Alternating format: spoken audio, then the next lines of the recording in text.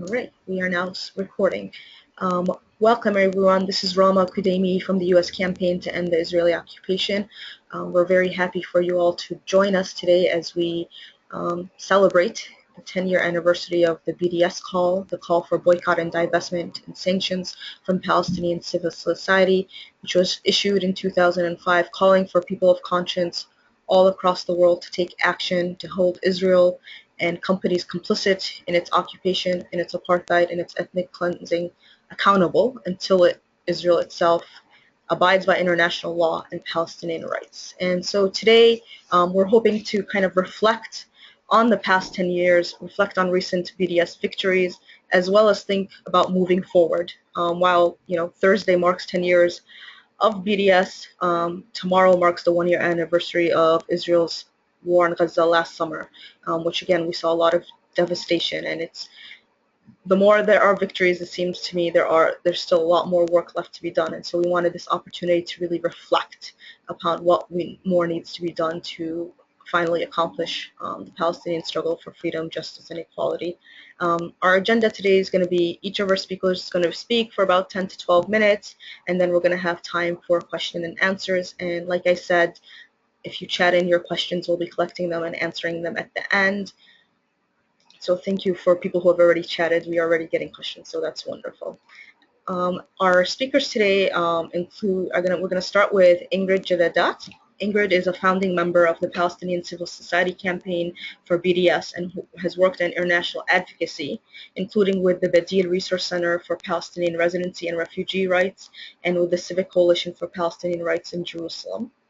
After Ingrid, we're going to have Nadim Nashif. He's the director of Baladna, the Association of Arab Youth, and is a policy member of Shabaka, the Palestinian Policy Network, and is based in Haifa.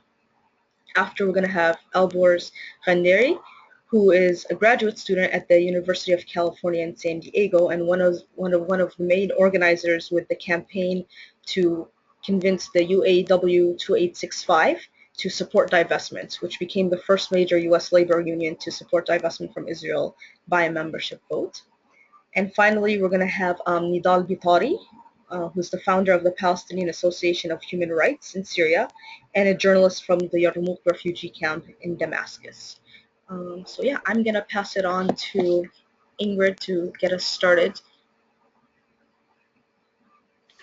Good evening or good afternoon.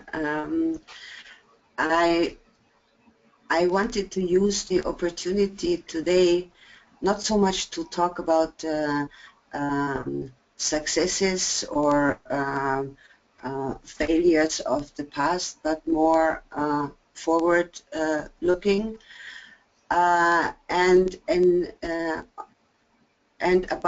to talk about not so much about the specific campaigns or BDS work specifically, but more about our analysis of the situation of why we are having a BDS movement and the BDS campaign, and what kind of regime is this Israeli regime over the Palestinian people. I think this is strategically very important for the entire movement to become much more assertive and elaborate in explaining the Israeli regime of apartheid, settler colonialism, ethnic cleansing, which is the reason why we are calling for boycott, divestment, and sanctions. I think it is strategically important for many reasons. Some of the most important ones, first of all, until now, we have so many BDS campaigns focused on the occupation, on the settlements, and we are stuck, although we do not want to, but we are stuck in the framework of the 67 occupation, the West Bank and Gaza, and we have not been able enough to incorporate Palestinian refugees, those in 48, and the rights and violations against their rights. Now, the analysis of Israeli apartheid, settler colonialism, ethnic cleansing is a framework that allows us to include all Palestinians and address all of the Israeli violations since the Nakba of 1948. So if we develop our discourse more strongly on the basis of apartheid, settler colonialism, ethnic cleansing, it will become easier for us to speak about how this regime has affected all of the various sectors of the fragmented Palestinian people. This is one main reason. The second is that a regime of apartheid, settler colonialism, ethnic cleansing is a criminal regime. There is no justification for such a regime, which is different from occupation. Occupation is not a criminal regime, and states in particular can find many justifications for occupation regimes. So to actually name the crime and to identify the regime as a criminal regime is important, also because there is no parity between parties in the conflict if we have a framework of apartheid, settler colonialism. There is an oppressor and an oppressed, and we always run into the same issues, most recent with the investigation commission of the UN into the latest Israeli war on Gaza. If we look at it only in the framework of occupation and international humanitarian law, of course we have war crimes here and war crimes there. We have two parties in conflict, and we do not have a framework of oppression. So this is a third important reason. Now, then of course there is the ethical and moral aspect. Apartheid, ethnic cleansing, settler colonialism is rejected everywhere. It is not something that has support, and it makes it much easier to mobilize for boycott, divestment, sanctions, but also it creates the kind of environment that we need for successful prosecution in courts internationally, like for example the ICC now. Now, an additional reason which I think is really where the apartheid framework is really essential is for building pressure on states to adopt stronger measures, including sanctions against Israel. We cannot get sanctions based on an argument of the illegal settlements or the occupation. We need to have one of these serious, recognized serious violations of international law and one of the big crimes in order to have a convincing argument for sanctions. So we have to identify the appropriate crime for the appropriate response. And the last point is, I think if we can build more acknowledgement of the situation actually being one of apartheid, settler colonialism, ethnic cleansing, it is also a way to protect the movement from Israeli lawfare and all of these like anti-Semitism accusations, because it will become more difficult to argue that we are calling for boycotting Israel just because we hate Jews or because we don't like Israel or for any kind of like absurd reason. So I think working on on the analysis, on the discourse about apartheid is also important from that angle. Now, as I see the situation currently, what we would need is much more work also within the movement on educating ourselves about how do we speak about Israeli apartheid, settler colonialism, ethnic cleansing, because we do not have a common narrative. And it's not enough to just put the title, to just label. We have to know how to explain the situation. So I think this is something we have to work on. And then, of course, we have to convince our allies, the large organizations that can have impact, like churches, unions, to also share with us and adopt this kind of discourse, because this is the way to kind of like build pressure on states and the UN to eventually face it and acknowledge that there actually may be a situation of apartheid, settler colonialism, ethnic cleansing, because we have a state of denial at the level of governments and the United Nations. They do not want to engage in this kind of analysis. So this is all I wanted to say for a start. I think we have to work on the explanation also why we are doing BDS in order to be credible and in order to become stronger. Thank you so much, Ingrid, for your opening thoughts. Nadim, do you want to go ahead?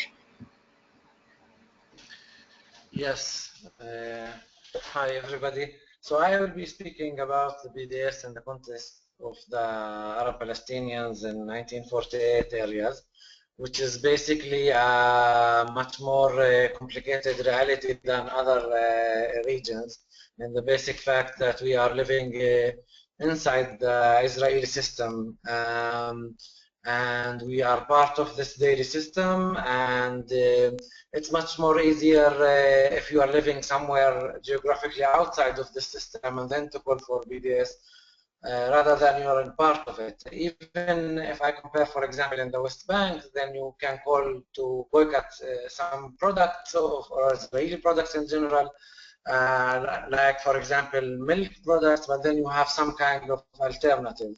In our case, this does not exist. So basically, we are part of the system, we are part of the economy. In the daily life, we study in the Israeli universities, which makes the whole reality full of contradictions and much more complicated.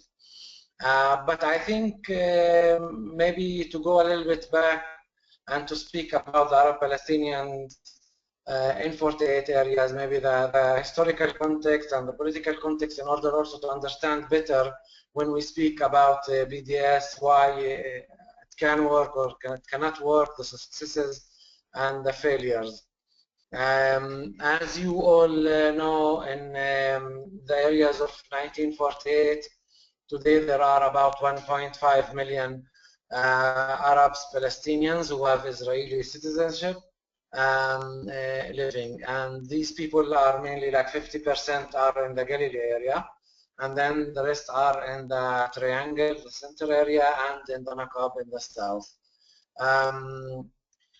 Now, in the historical context, we were after the Nakba, the people here were disconnected from the rest of the Palestinian people, from the Arab sphere, and during many years, in a very systematic way, Israel created or controlled basically the education system, and through the education system tried to erase anything related to Palestinian identity or any kind of connection, and with the younger generations to create the Arab-Israeli identity, basically to influence the younger generations to be more loyal to Israel and less critical and less connected to the general Palestinian cause and to the Palestinian struggle. Something that we as a Palestinian civic society and political parties and others are fighting during the different decades. But this is part of the reality. This is part of the daily fight that we are having.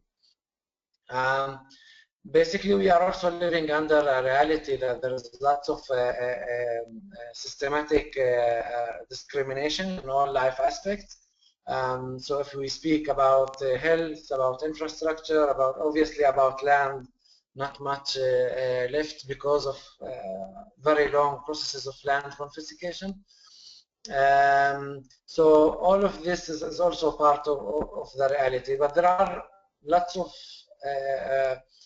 let's say institutions, security forces that maintain these laws and this discrimination. So part of the reality is also that the secret services are intervening in all life aspects. For example, in Baladna, my organization is working in education and youth, and in the education systems, in the education ministry, the secret services intervene. Who will be a teacher, where, if somebody wants to be promoted, etc., etc. Now, as you may be aware, in the last few years, with the right-wing government, things are going also worse and worse, in the sense that there is much more clearer legislation, racist legislation, than before. If the Israeli system in the past worked in a way that there were laws, and under these laws, racist regulations that have been like kind of hidden, and the system was more sophisticated to try and to show that Israel itself, okay, maybe there are like problems in the West Bank and Gaza, but Israel itself is a democracy. Now I think the system and the government is less caring about the international image and more clear racist legislations. Adala, a human rights organization, they have a database where they basically counted 50 racist laws and legislation attempts in the past few years. Part of these laws is also to prevent any activism in the BDS movement from Palestinians of 48.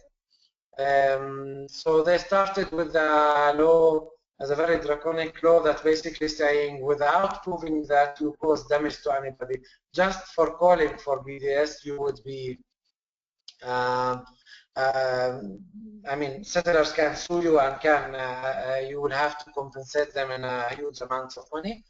And then this was challenged in the Supreme Court, and the latest decision basically that if we call on a boycott for a specific company, let's say Ahava or SodaStream, the side that was damaged have the right to sue us in a court and basically to get compensation. But now he had to prove it and to give proofs for the court. As in the first initiative, he didn't have to show a clear connection. This is the legal reality, but as I was telling you, there's lots of pressure on us basically not to be involved in different ways and kinds, but the law, the legislation, and having some kind of threat on the activists, on the people that they would be sued, that they would be persecuted, etc., is having its clear effect. Now, other reality or other complicated level is we had long discussions also with the Palestinian National Committee in Ramallah regarding the reality here. So what would be considered in a cases of cultural activities or, for example, visits from people coming, especially when we're speaking about Arab artists who would like to come, for example, for Nazareth and to have a show. For the people here, this would be considered breaking the guidelines, or this is just another Palestinian or Arab continuity cultural activities. So we had also there is a lot of sensitivity around this aspect and lots of discussion, also internal discussions, because people also feel that is very important. We do not deal with Palestinians of 48 and generally the areas of 1948 as only Israel or part of Israel, and that the problem is only, or the issue in West Bank. So basically, we see it as one regime. In the end of the day, it's one racist regime, and we should not reach a situation where we would have a different guides or rules or set of rules for what's happening in the West Bank and Gaza, and for what's happening in 1948. And this cultural aspect has long discussions and many articles, but it's also part of the complicated reality that we are living here, and how Palestinians who are living here, and what kind of relationship we would have with the rest of the Arab world. I think it's very important also to see that Ingrid spoke earlier about the issue of West Bank and boycotting companies in the West Bank. Israel is trying very hard also to recruit, unfortunately, Arab Palestinians from here to be, I mean, through different ways to give them money or for different reasons, but to take younger individuals and to go to the different international activities and see here, like, we have Arabs, we have Palestinians who are part of Israel, and Israel is a democracy, etc. So this kind of whitewashing of Israel, we are a main target for that, because we are being used as a tool as part of the international debate to say to the world that, okay, you see, we have these Arabs who are living and they have the freedom of movement and all this kind of false argument that Israel is using to say there is a real democracy here. Maybe some little bit of borders problems and issues, but generally Israel, as its like essence and its core, is a democracy. And I think we should basically show how much it is not, and to show the reality of the people here, that basically there is one racist regime that is oppressing many Palestinian people in different levels, and maybe the levels of suffer are different, obviously. But in the end of the day, the source is one.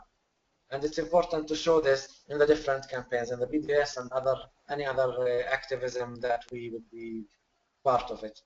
I think I will stop here, and maybe later we'll continue. Thank you so much, Nadine.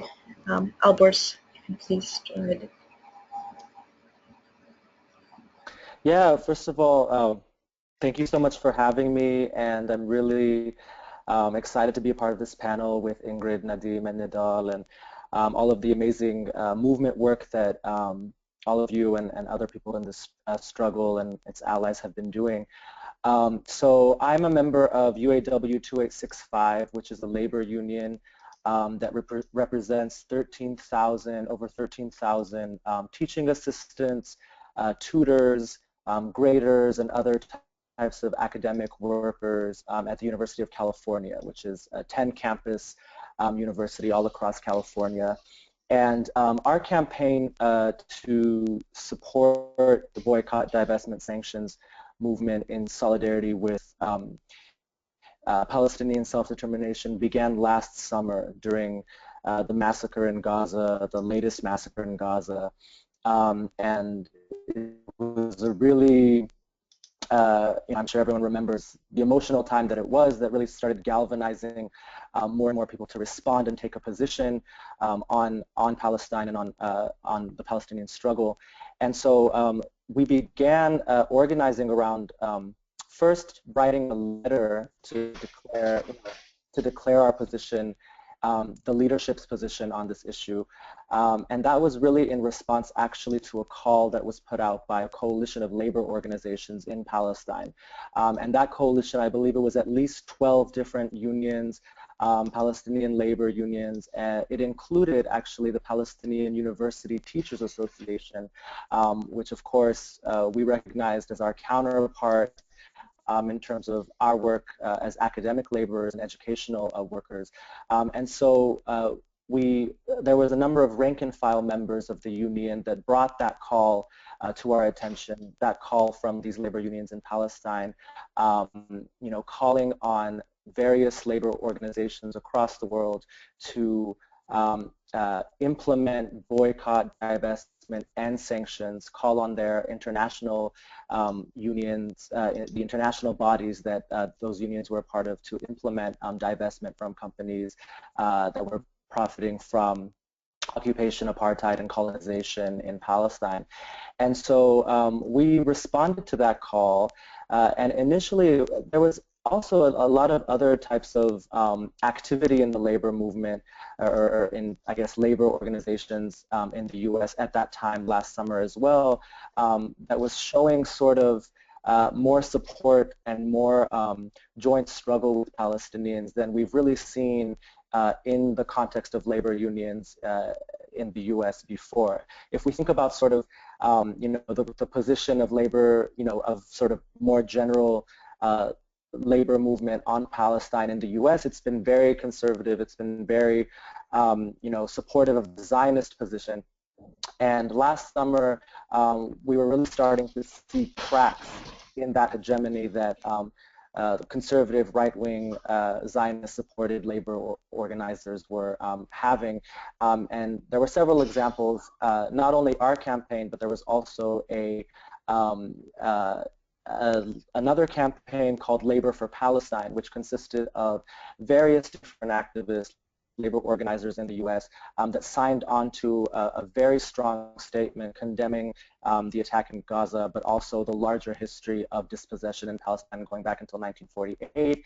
At the same time, of course, you had the successful blockade of the Israeli Zim cargo line by dock workers in Oakland, also in LA. You had dock workers that were represented by the International Longshore and Warehouse Workers Union, ILWU, Local 10, that successfully, with the different coalitions among other community organizers and Palestine solidarity activists and community organizers, blockaded the Israeli Zim cargo line. And so that was kind of the atmosphere and the larger sort of milieu in which our campaign took place. So we were very inspired by what was happening with the dock workers. We were inspired by the Labor for Palestine campaign, which got hundreds of signatories, condemning the violence, condemning the colonization of Palestinian lands. And so individuals in our union signed that Labor for Palestine letter, and then that was kind of the beginning of us as a union talking about, well, how do we sort of further this work? Because we can sign as many letters as we want, we can write as many solidarity statements as we want, but how do we actually kind of go beyond that and do something that has more longevity as a campaign, do something that is more concrete?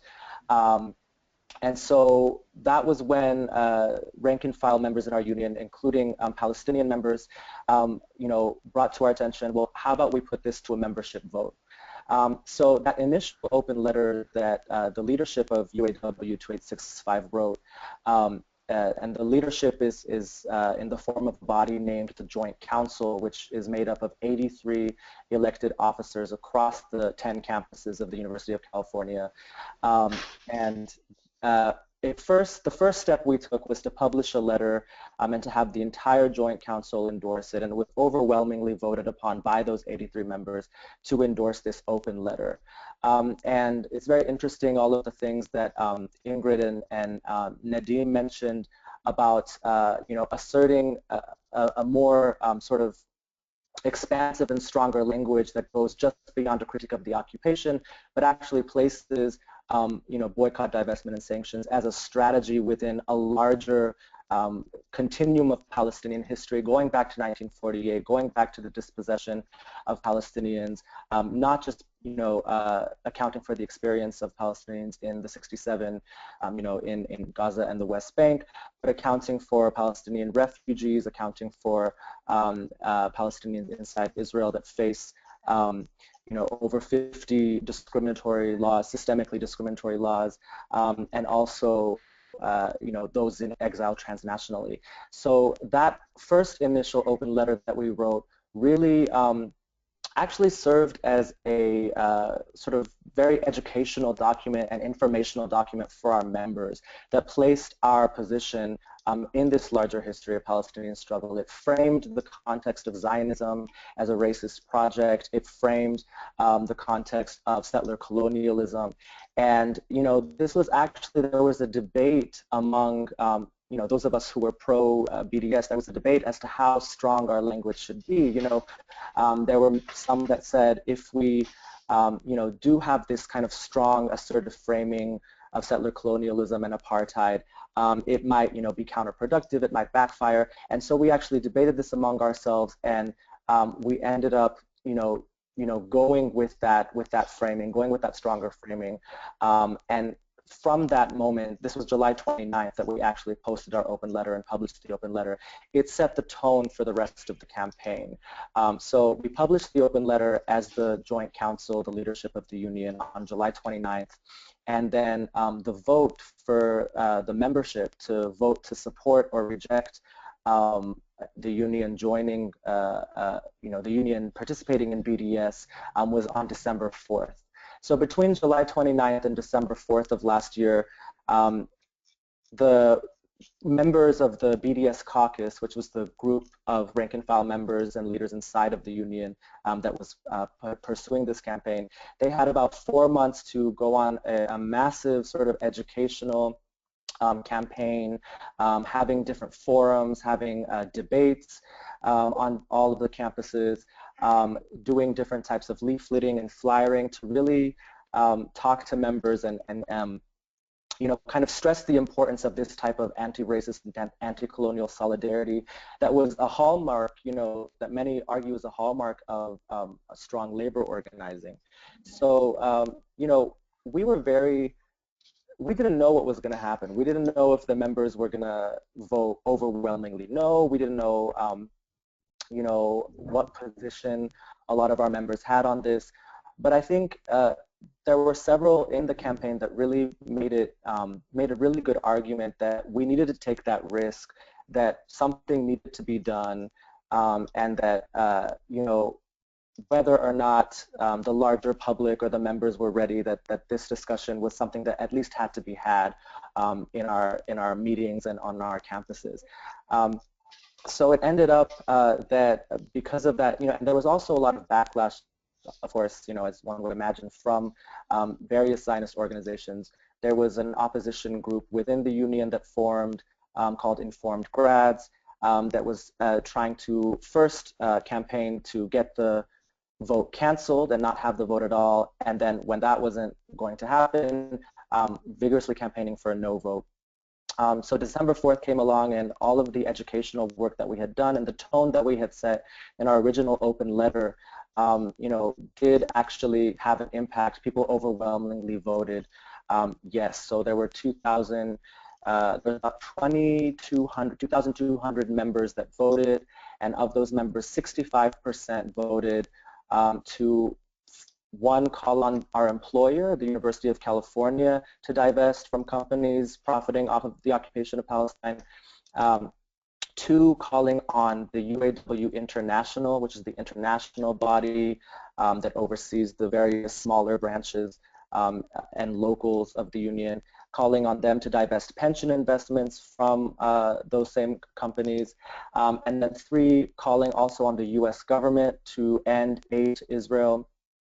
And then the fourth component was a personal anonymous pledge for members to pledge to observe the academic boycott of Israeli institutions that are involved in apartheid, which is all institutions because of the systematic discrimination that Palestinian students face, because of the technological, military support the universities give to the occupation, and also because of various types of research that cements the erasure of Palestinian existence from that land. And so, and 53% of members signed that, checked that box for the academic boycott. So we had 65% voting in favor of divestment and 53%, over half, checking the pledge for the academic boycott.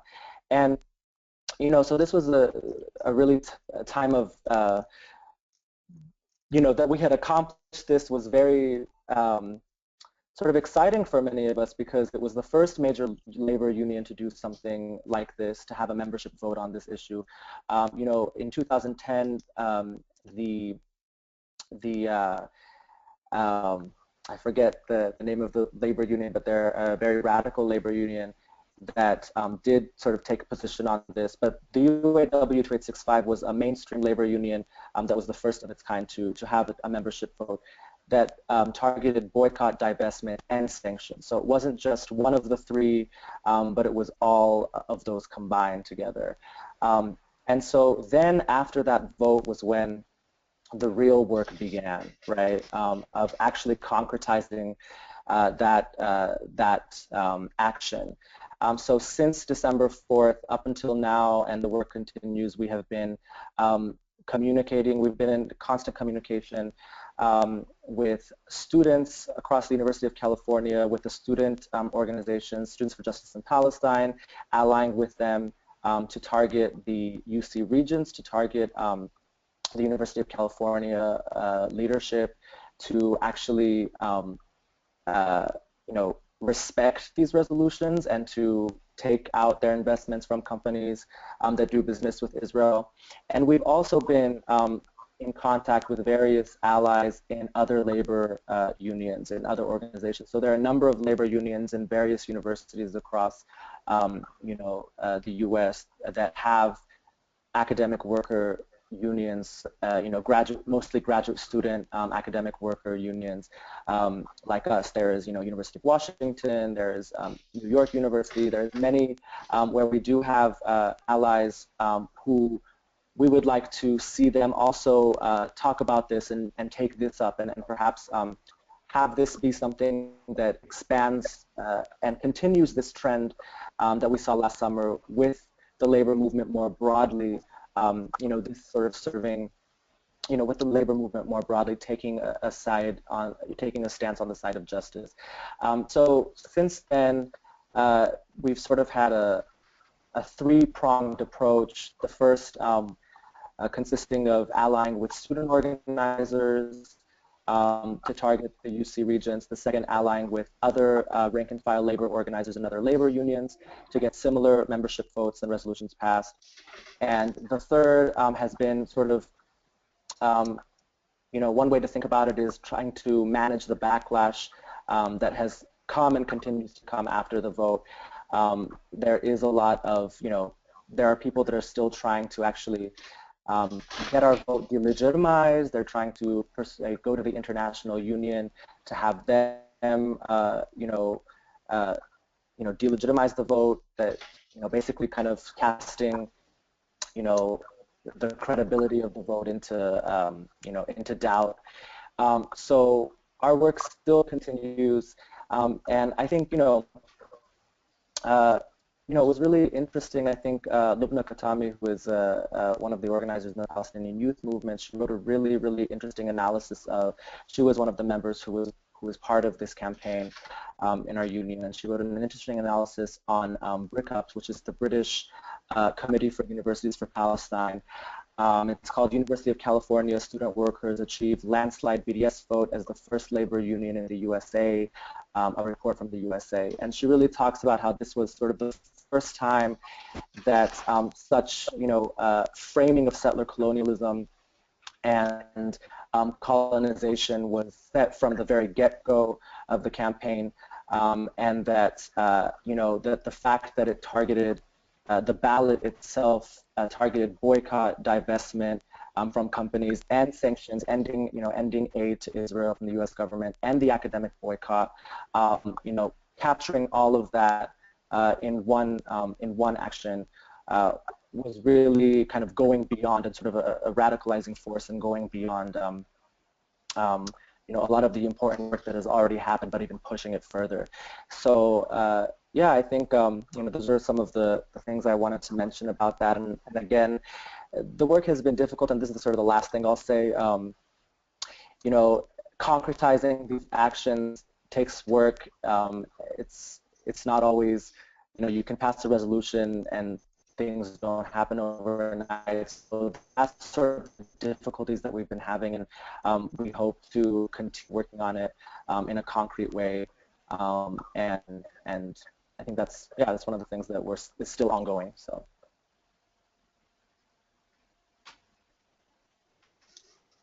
Speaker now will be Nidal. Just a reminder, folks, if you want to chat in questions, you can do so on your control panel using the questions feature.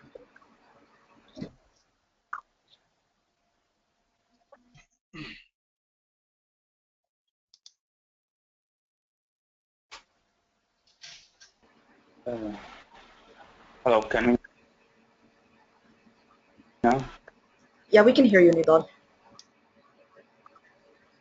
Okay, thank you. Okay, so much for this invitation and for the panels for this informative presentations. Actually, I'd like to start with how the Palestinian civil society in Syria before the war was engaged in the Bds campaign. Mainly Albert mentioned to Lubna Qatami and the Palestinian youth movement, where these guys, we mainly were coordinating with them many activities regarding the boycotting Israel.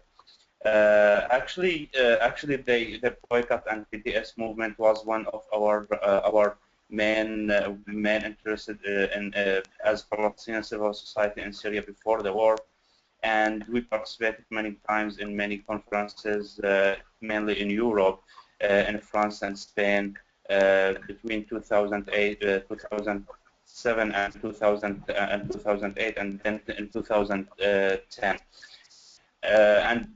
Unfortunately, a lot of activists and figures who were coordinating this job have been, mainly some of them have been killed in this war in Syria, and others are now in diaspora in their second Nakba in Europe or in neighboring neighborhoods of Syria. The Palestinians in Syria, maybe I don't. Just to give you a little background about us, we are about 500, between 550,000 Palestinians used to live in 12 camps across Syria. The biggest one is Al Yarmouk camp in southern Damascus. This camp used to host about 150,000 Palestinians, in addition to the majority of Syrians who were about 600,000, between 600 and 650,000. So this camp, which is called camp, it's not really a camp, it's like a district, buildings, markets, and used to be a house for more than 800,000 inhabitants. Despite the minority of them are Palestinians, but this minority could give the color of Palestinianity to this camp for more than 5 decades. And during this war, Palestinians tried very hard to be neutral and to keep fighting for their goals, which is right to return. Actually, this was one of the main activities the Palestinian civil society was struggling for, is to achieve the right to return. In addition to support our brothers in Palestine, West Bank and Gaza in whatever way we could, and also to support the movements in diaspora. PDS was one of them. PYM was also one of them. But unfortunately, all this support and all this coordination and networking between Palestinians inside Syria and Palestinians in Palestine and around the world was cut off due to in Syria since 2000, mainly 2011. And now, actually, we have a lot of we are living a new catastrophe. We are living a new crisis, a new Nakba. It's literally a new Nakba. When I talk to my friends in Syria who are still in Syria, they say that literally the scene when people were leaving the camps inside Syria during the attacks, it's similar to the day which we learned from our grandparents about Nakba. It's the similar vision, the similar scenes we have in our imagination. So, and then in this context, the Palestinian civil society now actually and unfortunately left all the other main tasks and missions that we were working on, like PDS, to be a part of PDS and or part of the other Palestinian movements, to be focusing on how we can keep Palestinians inside Syria alive. Actually, mainly what we are trying to do is to do more advocacy work around across the world, especially in the United Nations, because we think that the right to return is it's the time to implement the right to return, the UN Resolution 194. But because it's the suitable time this should be implemented. Actually, 500,000 Palestinians in Syria, if we kept ignoring them and neglecting them, all of them will be stateless in neighboring countries or in Europe or in whatever country they can reach, and which is very difficult for Palestinians to leave actually Syria. Maybe people think that there is a siege on Yarmouk camp, but no, in general, Palestinians in general and Palestinian refugees specifically, and maybe more specifically Palestinians from Syria, live under three kinds of sieges. The first one is inside their camps, and the second one, even if they could go out of their camps, they cannot leave Syria because Lebanon, Jordan, Turkey, Iraq, all of these countries are closing the borders in the face of Palestinians. And even if they could reach these countries, they will live in these countries illegal. None of the Palestinians who could flee to Jordan, Lebanon, or other countries can legalize his residency in these countries. Until now, these countries is refusing to give them to legalize their situation. About 100,000 Palestinians now fled from Syria and live now in Lebanon, and they are adding a more catastrophe to the crisis of Palestinian refugees camps in Lebanon. And in addition to that, the Lebanese government is refusing to legalize their residences there. And also UNRWA, which is the main United Nations agency responsible for Palestinians, and UNRWA does not have mandate for protection. And so you know that all the refugees in this world are under the responsibility of UNHCR. Only Palestinians are they have their own agency. It's UNRWA, and we don't have protection from UNRWA because UNRWA does not have this mandate. So mainly what we are trying to do through United Nations and through our contacts with the Palestinian civil society in Palestine and diaspora is to start advocate to extend and to expand the missions of UNRWA to include protection mandate to its mandates. But all the answers we have, mainly from the European countries and even from here, from the United States, that we cannot do this because the Israelis will refuse to do this in the United Nations, and we don't want to enter a new struggle with the Israelis. So, and when we hear these answers from these countries and diplomats or figures, actually,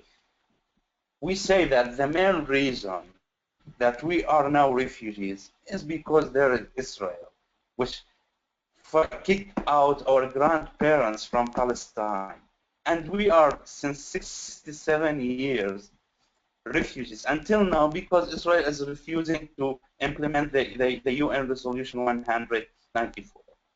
So, I mean, all the situation of Palestinian refugees in the context of the Palestinian cause in general is being very much complicated and difficult.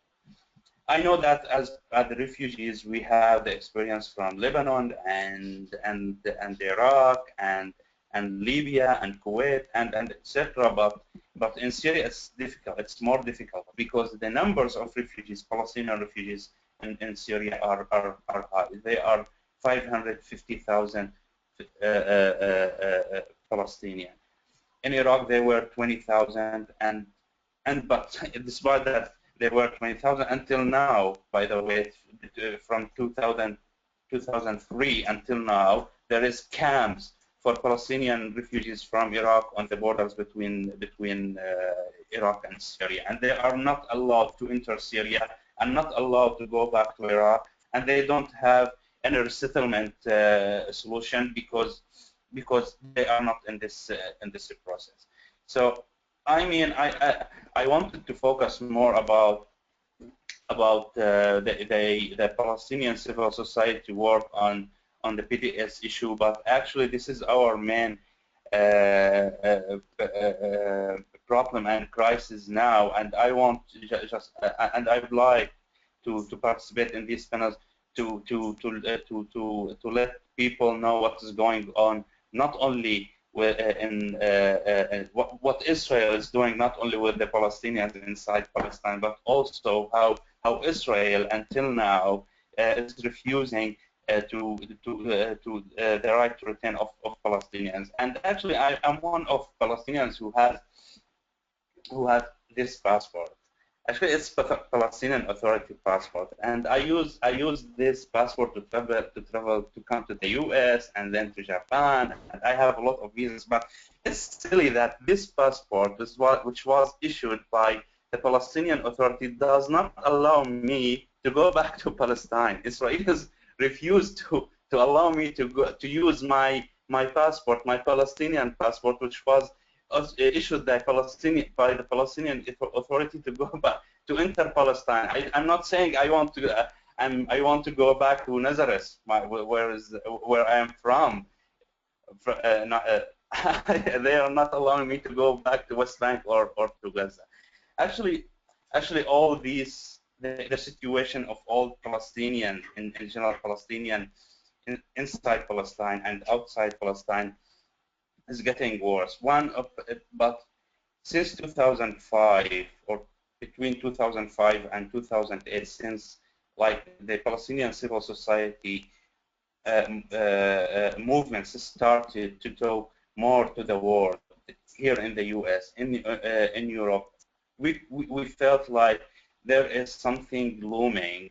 But unfortunately, the wars in the Middle East, in Syria and in Iraq, like cut off all our hopes and pushed us to focus more on staying alive, on keeping our souls alive, on keeping our people and our kids, who we spent a lot of time to teach them and to raise them. And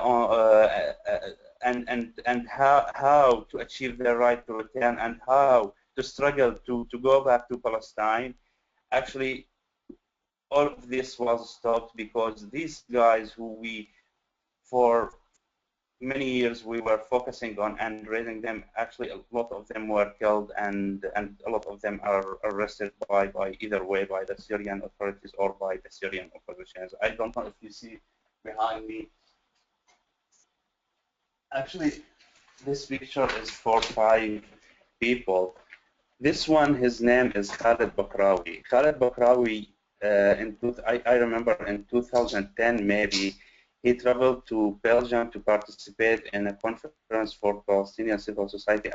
I believe that BDS1 was a part of it. And in 2011, during the return demonstration from Damascus to Golan Heights, Khaled was shot by the Israelis, actually, in his right leg, and then for some reason he was arrested by the Syrian authorities, and he was tortured to death last year. And the other guys are until now under arrest inside the Syrian authorities persons. Actually, so what I wanted to say that the situation in Syria made the situation of the Palestinian civil society efforts actually turn to be more focusing on relief and assistance, and maybe a lot of the audience knows Jafra Foundation, because it's one of the main Palestinian organizations in Syria and was leading a very good work in networking Palestinians from Syria with Palestinians in Europe and US and Palestine and Gaza. And Jafra stopped its work and now focusing on relieving about 30,000 kids internally displaced in Damascus and 5,000 families internally displaced in Damascus, and a lot, and trying to do more. Actually, Nadim was mentioning that Israel is recruiting Palestinians. Actually, not only Israel is recruiting, Nadim, a lot. The Syrian authorities is recruiting Palestinian kids. They're aged between 14 and 16, and the army groups also in Syria are recruiting Palestinian children between 14 and 16 years old. So I mean, we are trying now to go back to network with the Palestinian civil society around the world, and to remind our brother that we need this support. Actually, it was very hard to convince people that Palestinians in Syria are going through passing a very hard road, because the type of the Syrian regime system, which presented itself as a resistance or resistance supporter, or supporting Palestinian resistance. So it was very difficult to convince the people that the same regime is sieging Al Yarmouk camp and killed and preventing people of having assistance. More than 178 Palestinians were starved to death. They literally starved. I don't know if you heard of those people who were forced to eat dogs and cats in these camps because there was no food. And about 27,000 Palestinians could flee to Europe through Mediterranean, but about 2,500 of them were killed, drawn by while they trying. I mean, I want to conclude, but our catastrophe, our crisis, not only as Palestinian refugees since Nakba, but all our continuous catastrophe and crisis from Nakba to Lebanon, to Jordan, to Iraq, to Libya, and now in Syria, is caused by Israel. It's not the matter of just ending the occupation. It's also to achieve the right to return, to let these Palestinians to go back to their homes and their lands. For me, until now, my aunt is living in Palestine. Actually, she died, but her sons and daughters are still living in Nazareth, and she kept our house there. And also, it's funny enough, actually, I just want to send this image how the situation, our situation is very difficult in Syria. It was funny enough that to call the international community to ask Israel to let people, Palestinian refugees, to leave Syria and to go back to unoccupied land in Palestine. Actually, this offer was presented by Mazen. It was rejected by actually it was accepted in the first place, but then it was conditioned, that the condition to approve, to accept to enter 150,000 Palestinians from Syria is to take away the right to return, which is what was refused by a lot of people.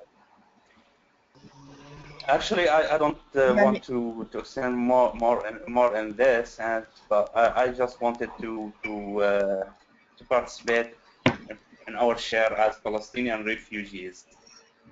who used to be part of all the international and the Palestinian movements around the world, and now they are not able just to relieve themselves. Thank you so much. Thank you so much, Nidal, and thank you, Ingrid, Elbors, and Nadim as well. I'm gonna share some of the questions with people, and feel free. We'll go question by question. Feel free to answer and input. Our national organizer, Anna Bolzer, may also add her own thoughts to some of these questions. So if folks want to continue sending in questions, you can use the question panel on your control panel. Also a reminder, there are the handouts that you can download with a bunch of resources to support. So Cynthia was asking, 5 years down the road, where do you think things will be with first with BDS and then with the Palestinian-Israeli situation in general?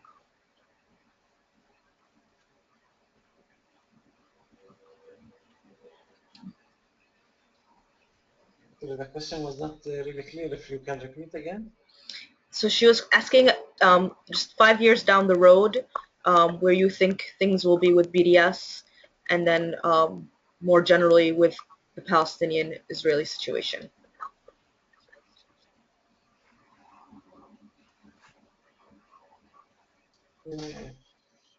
I think it seems that it's going to worse directions, in my opinion. The reality in the field is that there's more and more levels of clashes. There's more and more levels of Israeli governments that adopt policies that are more toward confrontation, more racist legislations, and more harassment to the people in the ground. So in a way, the system is showing its real own ugly face, and maybe in an opposite way, it's also an opportunity for us to show it in a more clear way to the world, to the people, so that they would understand more the reality as it is. I think it depends to some extent also on us, on the movement, because if we succeed to brand Israel as a criminal regime over Palestinians, and we actually get this to be a more of a mainstream understanding, we will have opportunities for changing the balance of forces. Now, to Israel's advantage, I think this is one of the problems we face, is that the way the situation is currently in the Middle East, Israel again is like a stable country, and stability is something that plays a lot in the minds of the governments and the diplomatic community. So this is kind of like obstructing our efforts to kind of like say we want to have a radical change in this Israeli regime. There's nothing sacred about an apartheid regime. So, but of course, we are not alone in the world, and we are surrounded by all of these other big issues currently, and especially the big concern about the instability, and so Israel will take advantage of this. But on the other hand, we have an Israeli government that does not really care so much about the international the perceptions of it internationally. It does not try to present itself so much as like the enlightened and democratic only state in the region, and Israel is alienating a lot of its, especially like in European governments. I don't know about the United States, but so in fact there are opportunities, but it's going to be very difficult. I don't think we we will see the kind of change we want in the next 5 years, and overall for the people living here, things will become more difficult. But internationally, at like the balance of forces, like internationally, maybe we can have some achievements in changing the tipping the balance a bit more in support of the struggle of the Palestinian people.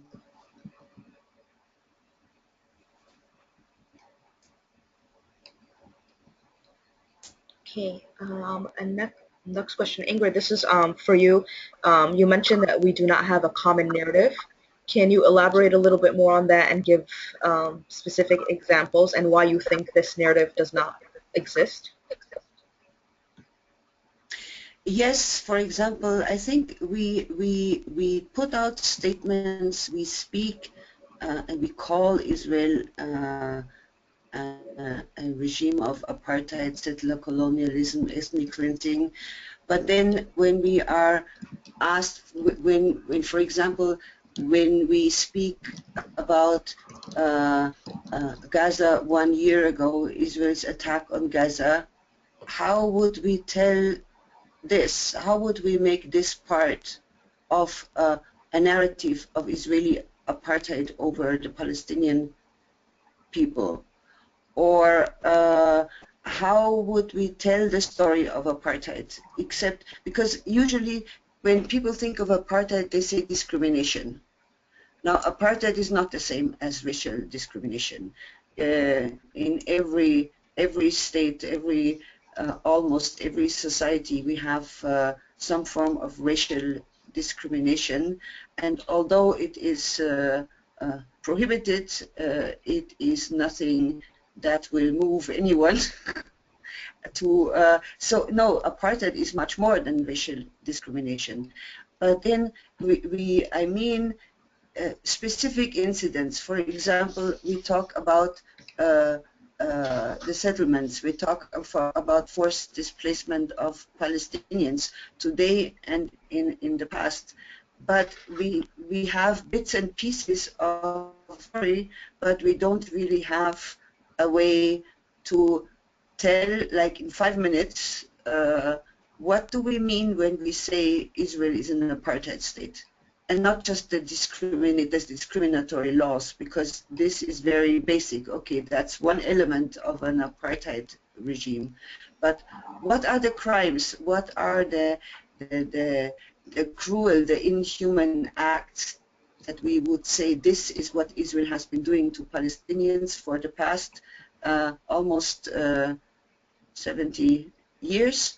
Say, yani, crimes that have affected the refugees, Palestinians in Israel, and people in the West Bank and Gaza today, because I believe we have like a pattern of always very similar acts of oppression, but we don't have the story to, or maybe many of us have a story, but we have never really made it a common narrative of apartheid. That's what I mean. And I think we need it in order to be convincing. If we want to, for example, many of those who who carry out campaigns against the settlements, beginning to divest from companies complicit in the settlements, if we want to engage those in with our analysis of apartheid, we have to have a body. It has to have a body. It cannot just be a label. And here, that's what I mean with developing our narrative.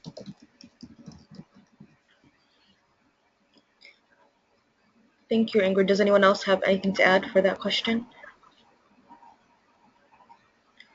Okay, this question's for Albors. The UC regents are planning to vote later this month on adopting the U.S. State Department definition of anti-Semitism. which says, among other things, supporting BDS is anti-Semitic. What plans locally do you all have to, if this is adopted, to fight back, since it essentially labels UAW's decision as anti-Semitic? Yes, that's a great question. Actually, so let me take this opportunity to talk about an action that's happening today. So we're having a call-in to the president of the University of California, Janet Napolitano, and asking her to withdraw her support of adopting the State Department definition of anti-Semitism, which defines any criticism of Israeli policy as anti-Semitic, which is clearly an attack on activism in support of the Palestinian struggle on campuses that has been so galvanizing and so, has been growing so much in recent years. So people have been calling in from 9 a.m. to 5 p.m. Pacific Standard Time today. And let me just give that number out for any of the viewers who are listening right now, anywhere in the world. It's 510-987-9074. So it's 510-987-9074. And again, we're bombarding their office with calls to ask them to withdraw their support, to ask the president to withdraw her support for the resolution that the regents will be taking up in 2 weeks on adopting the State Department definition of anti-Semitism. So, this is really, I think, really critical for us to organize around, especially because the regents, the president has already voiced support around it. The regents obviously are supporting it, and we're planning on we're planning on trying to get the resolution actually not voted upon. But if it does go to, if it does go to the meeting that's coming up in a few weeks, there are going to be people that are going to be present at that meeting. There are going to be SJP chapters and various community organizers that go to that meeting, because this is really, honestly, just very exemplary of the contradiction of freedom of speech in the context of campus activism. When it comes to Palestine, it might as well not exist, because all of these accusations of anti-Semitism are hurled at organizers in order to silence their work, to silence their voices on campus that are supporting Palestinian self-determination. And I think it's also, really important to point out that there have been a number of letters that were written from Jewish members in the union, different organizations, Jewish Voice for Peace, the International Anti-Zionist Action Network, and there was also several letters that poured in support of our campaign from feminist and queer workers. From there was a letter of support where Jewish community organizations signed on. So this has been truly a multiracial and coalitional effort and campaign. And all of the accusations of anti-Semitism are, of course, baseless and a smear campaign that has been an age-old tactic in the book of Zionist opposition and organizations that are stifling any type of discussion about the issue of apartheid and colonization of Palestinians. So yeah, I think I do encourage people to make that call today. It's going until 5 p.m. Pacific Standard Time, U.S. time, and the number is 510-987-9074, and to encourage to call upon the regents and the president of the University of California to withdraw their support from adopting the State Department definition of anti-Semitism at the UCs.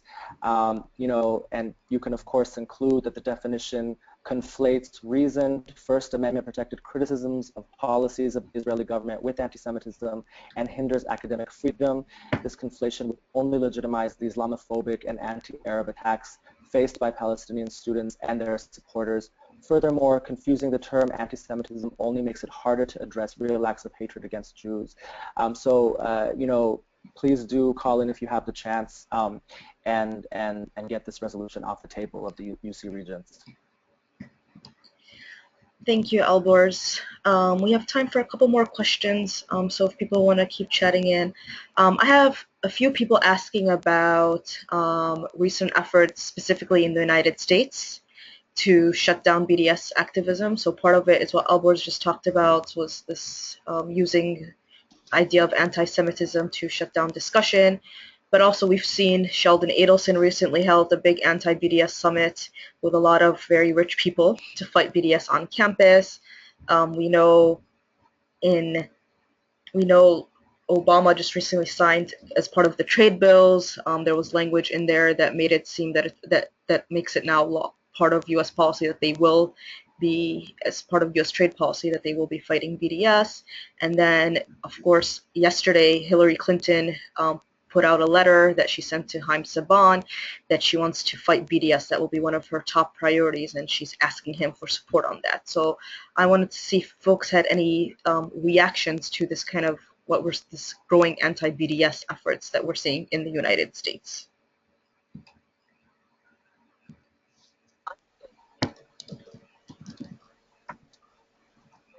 This is Annabelle, national organizer with the U.S. campaign, and I was asked to jump in here as well. Hi, everybody. So first of all, watching these developments play out, whether it's Sheldon Adelson raising $50 million to combat BDS, or the anti-BDS legislation on the federal level, on the state level, it can feel very, it can feel as if suddenly we're under attack. And I think one thing we need to all remember is that all of these developments show precisely just how powerful BDS has become. We see this trajectory in social justice struggles throughout history, and there's a great Gandhi quote, something like, first they ignore you, then they laugh at you, then they fight you, then you win. And we can see the way that to the highest levels of government, including statements by the president, statements by presidential candidates, that BDS has achieved incredible popularity and power to such an extent that our legislators are trying to find top-down ways to stop it.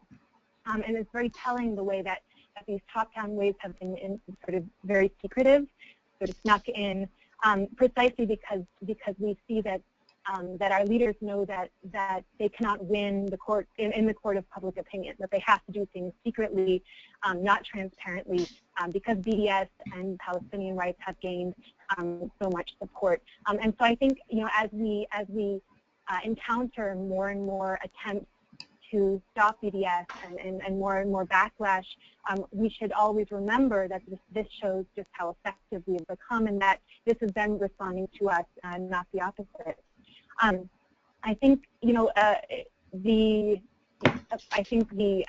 one thing also for us to remember is that one of the intents, I think, of this legislation is to scare us out of BDS campaigns, and so it's important to know the legal implications of, for example, anti-BDS legislation, and that there are actually very few legal implications for us.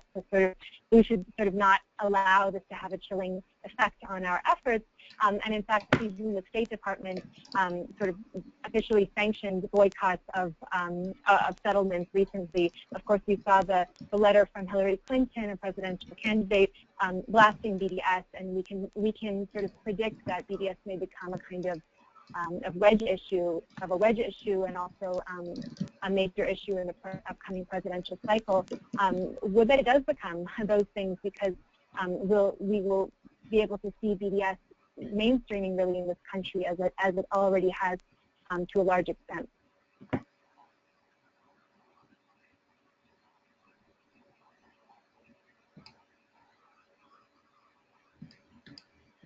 Thank you, Anna. Does anyone want to ask? Yes. I want to add also that basically it's not only in the US, it's also in Europe. We see that many funders, especially EU, are clearly telling Palestinian NGOs that their support and their money should not be used for any action supporting BDS, and that they see BDS as a kind of red line that should not be crossed, and that organizations and individuals who are working with BDS are kind of labeled as radicals. So it's not in the US, it's also in Europe, it's also in the EU establishments, and there's lots of pressure that is going on. I mean, many from the Zionist lobby organizations, NGO Monitor, and others who are trying to influence decision makers in the level of the European government, in the level of the EU officials, parliament members, etc.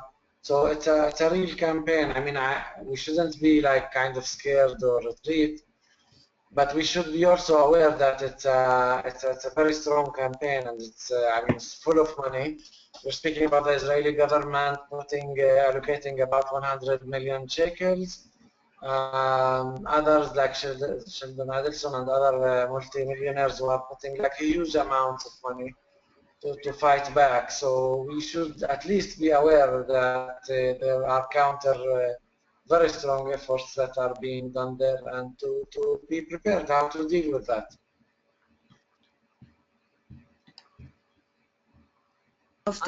One of the lessons learned is that, especially vis-a-vis EU and donors and governments, at least like here in Palestine, if we all do BDS, they can do very little to stop us. And the strength is somehow in the big numbers, and we are all part. So they cannot really because they need us too. They are funding us because they want something from us as NGOs, right?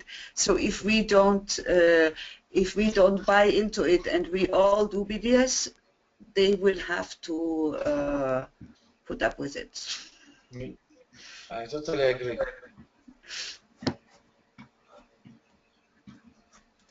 Okay, I'm gonna ask one last question.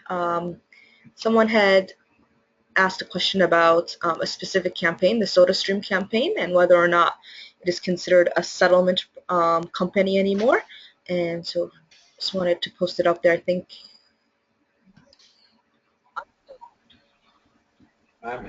They are moving slowly to Kiryat Gat, which is in the south, in the Naqab. I don't know if they already shut down in the factory in Ma'ali Adumim, but they are for sure, I mean, they declare that they are moving to the Naqab area, to Kiryat Gat.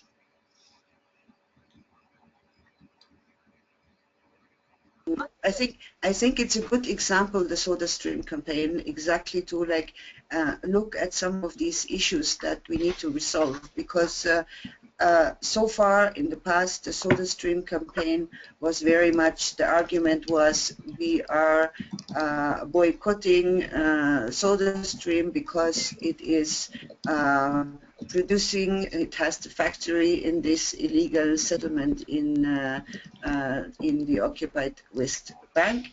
Now SodaStream is packing up, is going to Kiryat Gat, which sits on a 48 destroyed Palestinian village now. Is that place more legitimate than where they were before?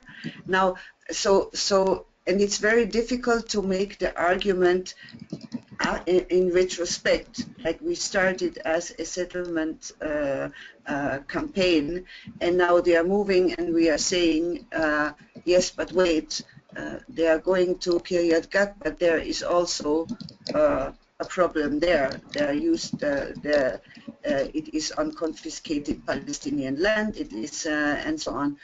But that's why I think eventually, in order to really put together all the issues, we have to have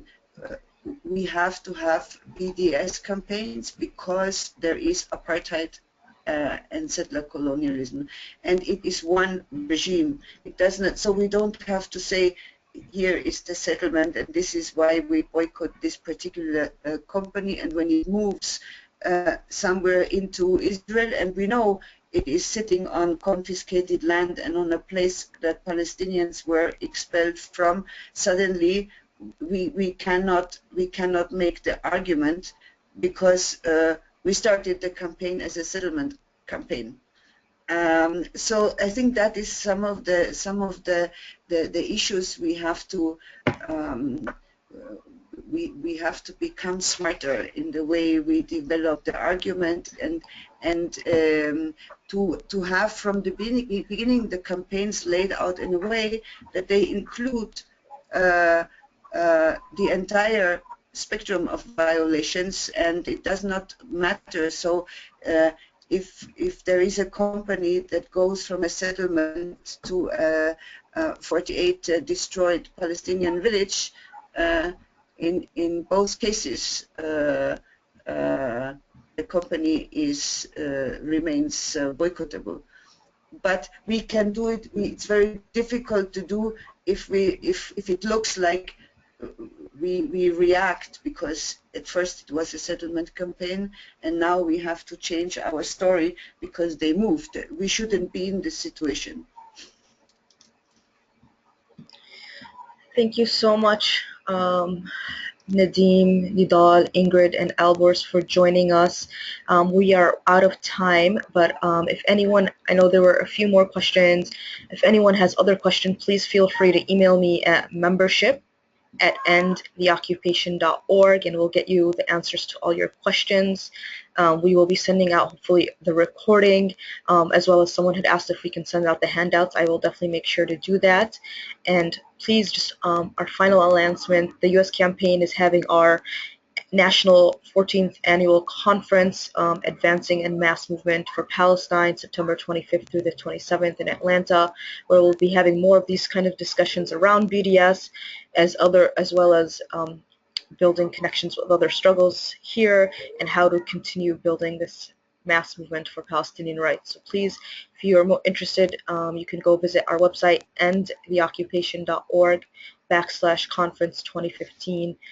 Thank you again, everyone, for joining us, and have a good rest of your day. Thank you. Thank you. Thank you.